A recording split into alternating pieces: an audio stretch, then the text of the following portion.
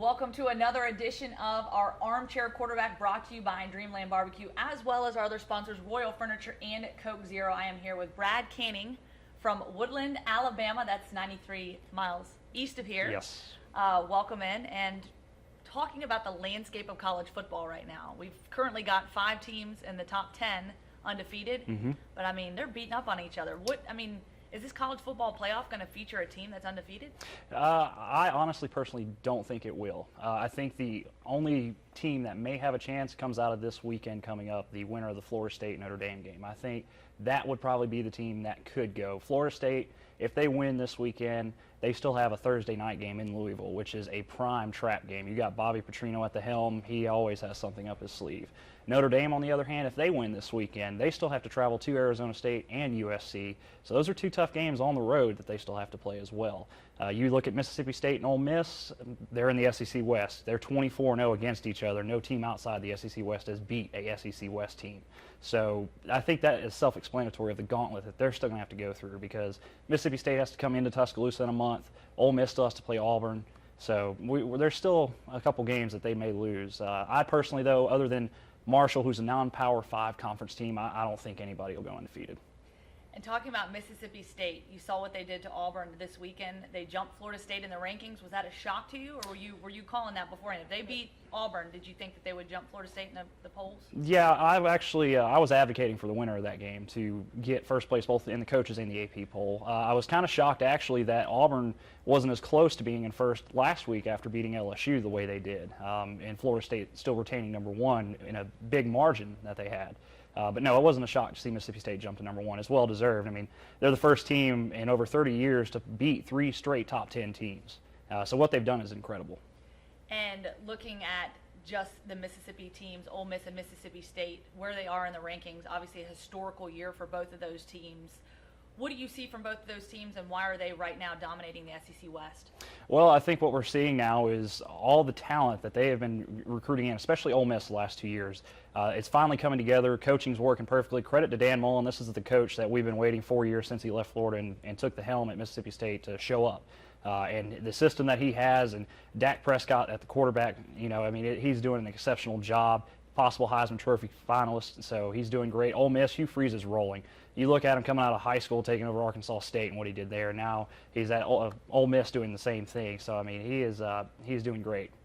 And when you look at the Auburn-Mississippi State game from this weekend, obviously not a pretty game for Auburn. A lot of mistakes, a lot of miscues there in the beginning of the game. They let it get away from them. But for Auburn, we saw what happened last year. They bounced back after a game against LSU. Do you look at Auburn as a team that still has a chance to get to that 14 playoff even after 1 loss? Oh, definitely. Yeah, Auburn has a very good shot.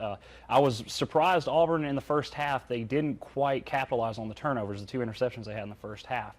They didn't establish what they're used to, which is normally doing a type of zone read, mixing a little bit of play action pass, to offset the defense. They got away from that. The play calling was questionable. Auburn rushed for less than 250 yards Saturday, and they are now 3-3 under Gus Malzahn when they do that. So the play calling got away from what they're used to doing. Defense wasn't that bad, but great. You got to look at what Dak Prescott was doing against Auburn. I mean, that's a special kid there. It's not an everyday quarterback that you see right there. So it wasn't too surprising to see the results go the way it did. I still thought Auburn could have had a better shot than what they did, and that kind of goes back to play calling on offense. Dak Prescott for Heisman? Right now, he's if I had a vote, he would be my leader, yes. Very cool. Switching gears, you're an Alabama fan. Yes. Looking at their trip to Fayetteville, obviously not the prettiest win, but they got the win. It was important, an important bounce-back game from them. Just break down that game a little bit. What did you see, and what kind of improvements need to be made moving forward? Well, the last 2 weeks, especially after this Saturday, a lot's been made of the special teams and ball security. And you're looking at 6 fumbles in 5 quarters that Alabama's had, and they've recovered half of those. And this past weekend, Ryan Anderson was the savior of that and recovering 2 fumbles. The thing that's lost, and everybody harping on Christian Jones and his errors that he's having, is overshadowed in the wins. This still happened. If you go back and you look the last couple of years, every week, 2-3 weeks, you'd see miscues on special teams where big plays were given up, where Christian Jones would muff a punt or a kickoff. So it's just now, because everything's not working the way we're expecting it to work, people are harping on it, trying to put that blame on something. And we've also entered that part of the season that I knew would come, which is we had that love phase for Lane Kiffin, for a couple weeks, and now everybody's on that. Now, we hate Lane Kiffin right now, so I knew it would come eventually. And with 227 yards of offense against Arkansas Saturday, it's, I guess, a little bit warranted after almost 700 yards against Florida 2 weeks ago.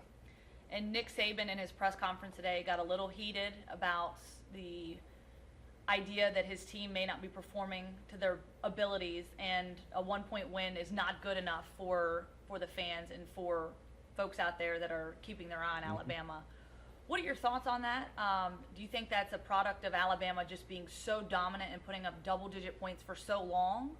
Do you think that that's a product of why people are kind of honing in on Alabama not being the team this year? Yeah, I do think that is part of the case. And also, we don't like to let go of how we've done against teams. So when you look the last 2 years in a row against Arkansas at home and on the road in Fayetteville, we've been in 52-0. People need to understand this isn't the same Arkansas team as the last 2 years. They are turning around, and Georgia better watch out this weekend against Arkansas. They're on the cusp of winning. When we saw the game week 1 against Auburn, they gave Auburn a run for 3 quarters. They played them well.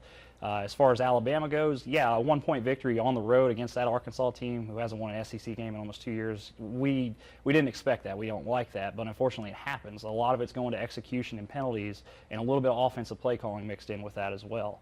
We're not playing the traditional Alabama football that we're used to, but that's what happens when you get a little bit of inexperience mixed in with new coaching and a new system that we're trying to run as well.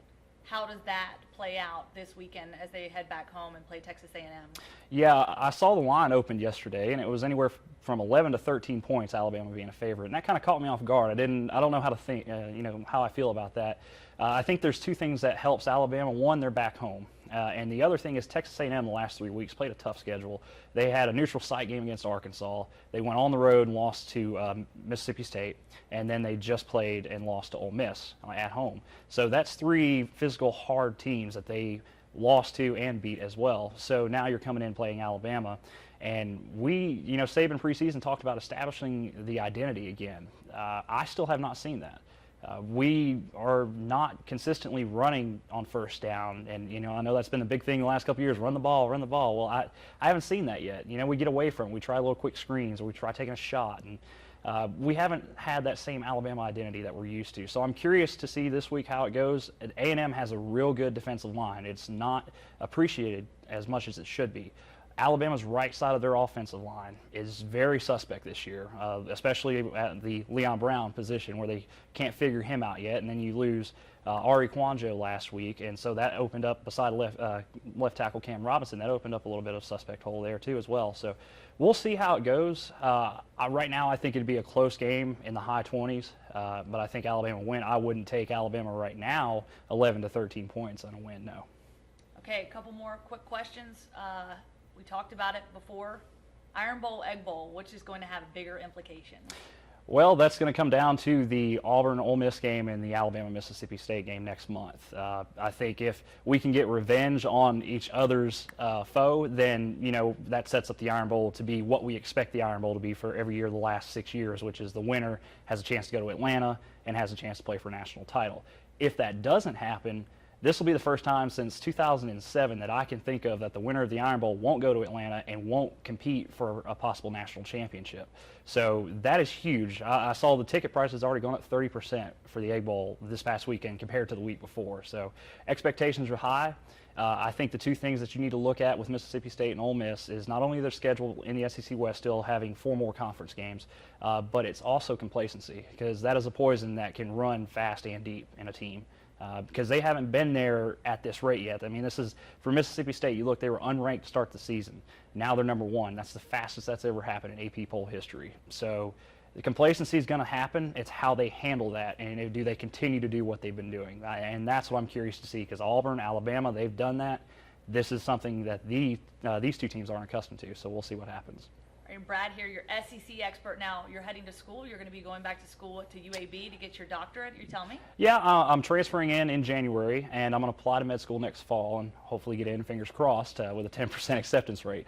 But I'm going to try to become a doctor of physical therapy, so I've been paying more attention to UAB. And I'm very impressed with what Bill Clark is doing right now. The Blazers are on a roll. They're 4-2. They 2 weeks ago went on the road to Western Kentucky. That was the number 5 rated offense in the country at that time.